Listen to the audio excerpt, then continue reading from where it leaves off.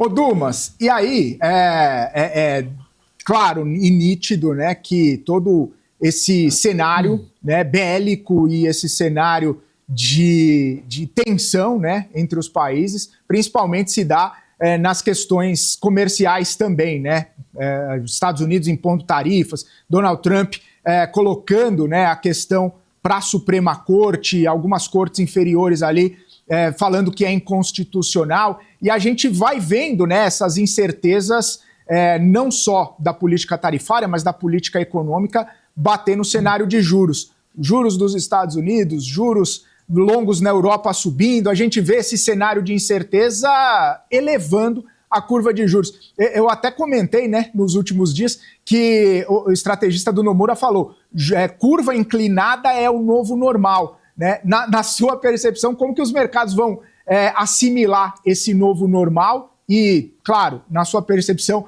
essa curva inclinada é o novo normal e a gente vai ter que se acostumar a essa curva mais empinada aí, essa curva longa, principalmente? Veja, aquela coisa que a gente sempre repetia aqui, juros e inflação vão ficar higher for longer, por vários motivos. Porque a globalização foi retalhada e agora, ao invés de fazer offshore, faço nearshore, onshore, e isso fica mais caro. Outra, o tarifaço de Trump. Não adianta querer dizer, forçar a barra. Olha, o que você, pelo menos o Congress Budget Office já fez a análise, e mesmo com a receita tributária, a receita do tarifaço, o déficit primário dos Estados Unidos tende a subir 3,5 trilhões de dólares nos próximos 10 anos. Por isso que a taxa de juros de longo prazo, não hoje, mas ela acaba estipando.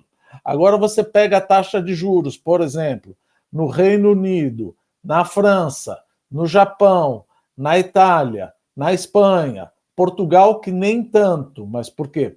Todos esses que eu falei, tirando Portugal, têm uma dívida pública maior do que 100% do PIB. Portugal está com 95% do PIB. E se a gente falar sobre a Europa, mesmo que o Reino Unido não faça parte da União Europeia, mas faz parte da Europa, nós sabemos que a Europa precisa agora gastar mais para a defesa em relação à OTAN, 5%. Tem gente que gasta muito mais, como é a Polônia, está um medo danado de relação a Putin. Tem gente que gasta muito menos, que é o caso dos espanhóis. Precisa aumentar. A Europa está envelhecendo, portanto, vai forçar o custo de assistência social, assistência previdenciária, etc. A Europa tem um gap de produtividade em relação aos Estados Unidos. Das 50 maiores empresas de tecnologia da informação, 4 são da União Europeia, de acordo com o relatório do Mário Draghi.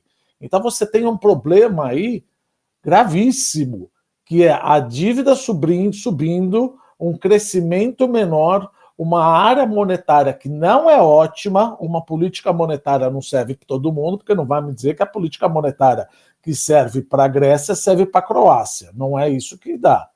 Porque se você juntou a moeda, era importante que você fosse, de acordo com Robert Mundell, uma área monetária ótima. E a Europa não é uma área monetária ótima, como assim o é os Estados Unidos e o Brasil. Uma taxa de juros serve para todo mundo. Uma taxa de juros só do European Central Bank não serve para todo mundo. E o que é pior, não existe federalismo fiscal, ou seja, cada país tem a sua política fiscal. Por isso que você tem tua curva de juros. É a mesma coisa que falar que São Paulo tem curva de juros e Minas Gerais tem curva de juros. Não, não tem.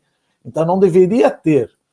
Então você decolou um avião McDonnell Douglas, que deveria ter 3 turbinas, com 2 turbinas. Só que agora não dá para desmantelar a zona do euro, porque imagina, você está com 1 milhão de euros investido num banco grego. Amanhã você acorda com 1 milhão de Greek drachma. Isso é um calote. E, obviamente, se isso acontecer, por isso que a Angela Merkel fez de tudo para que não ocorresse o Grexit.